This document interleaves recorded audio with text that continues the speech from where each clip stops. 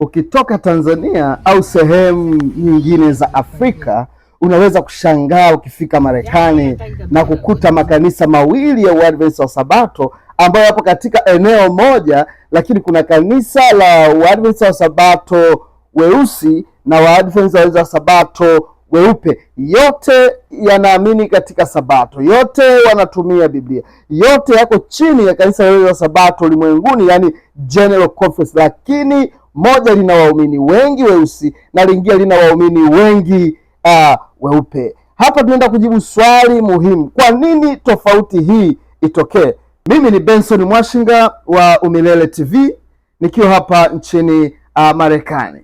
Kwa nini kuna makanisa ya Waadventista weusi na weupe Marekani? Hili lilitokeaje? Hiyo ndio episode yetu ya kwanza. Je, kanisa la Waadventista wa Sabato lilianzishwa likiwa limegawanyika kwa rangi? Jibu ni hapana. Lakini ili kuelewa kilichotokea, lazima turudi nyuma katika historia ya nchi ya Marekani. Tatizo lilikuwa kubwa kuliko kanisa. Kanisa la Wasabato lilipoanza kukua Marekani katika karne ya 19, Marekani yenyewe ilikuwa katika mgogoro mkubwa wa rangi. Utumwa ulikuwa sehemu ya maisha ya taifa hili kwa muda mrefu. Baada ya utumwa kukomeshwa, ubaguzi haukuisha. Zikaja sheria na desturi zilizojulikana kama Jim Crow segregation. Tutaiangalia huko mbele. Katika maeneo mengi, watu weusi na weupe walitenganishwa katika shule, usafiri, maeneo ya makazi, huduma mbalimbali na sehemu nyingine za maisha ya jamii.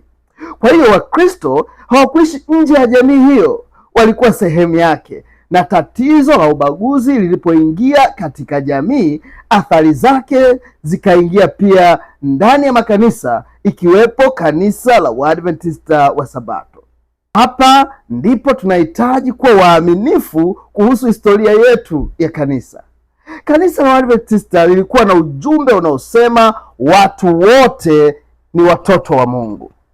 Lakini katika utekelezaji, Waadventista pia waliishi ndani ya mfumo wa Marekani uliokuwa umegawanywa kwa rangi.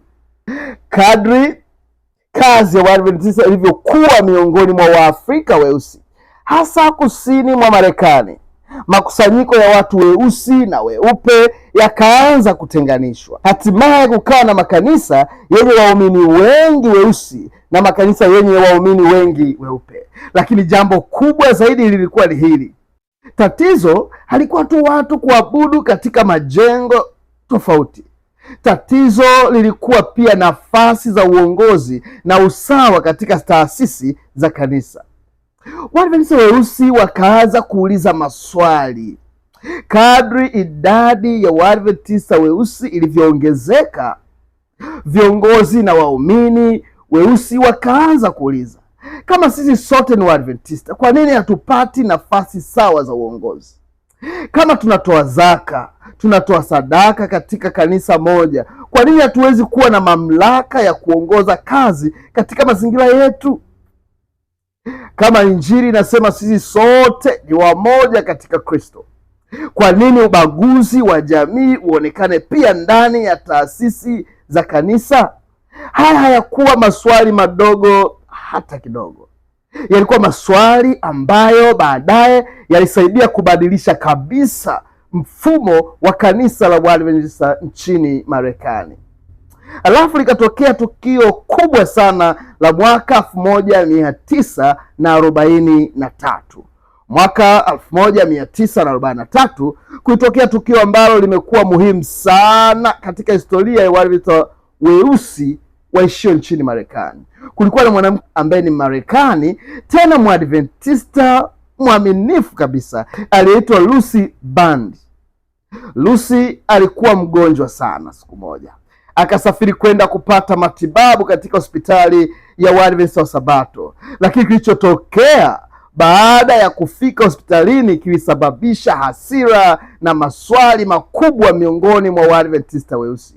Tukio la Lucy Band likawa moja ya vichocheo muhimu sana sana sana vilivyopelekea mabadiliko makubwa katika kanisa la Waadventista wa Sabato nchini Marekani. Mwaka 1944 uamuzi mkubwa ukafanyika. Ndipo tunapoanza kuona chanzo sasa cha mfumo ambao mpaka leo unahusishwa na kile watu wanachokiita Black SDA Churches and White SDA Churches. Kwa Kiswahili, makanisa ya Waadventista wa Sabato weusi na makanisa ya Waadventista wa Sabato ya watu weupe. Lakini Lucy Bandi alifanyiwa nini hasa? Inawezekanaje hospitali ya Waadventista wa Sabato ikawa sehemu ya simulizi hii? Na tukio lake lilichangiaje kuzaliwa kwa kile kinachoitwa leo Regional Conferences? Hilo ndilo tutakaloliona katika episodi ya pili. Usikose. Na kama wewe ni Mwadventista wa Sabato, wewe ambaye unanifuatilia, ningependa kusikia maoni yako. Je, historia kama hii tunapaswa kuizungumza waziwazi kanisani au tuiachie historia ipite? Andika maoni yako hapa chini. Usisahau kunifollow hapa Facebook na hapa TikTok na vile vile Instagram hapa, bila kusahau kusubscribe katika channel yangu ya Umilele TV ili usikose episodi ya pili inayokuja. Lucy Bandi, tukio lililobadilisha historia ya Waadventista weusi Marekani. Mimi ni Benson Mwashinga wa Umilele TV nikiwa hapa nchini Marekani katika jimbo la Michigan. Ubarikiwe sana, endelea kuwa pamoja nami. Bye bye, tukutane wakati mwingine.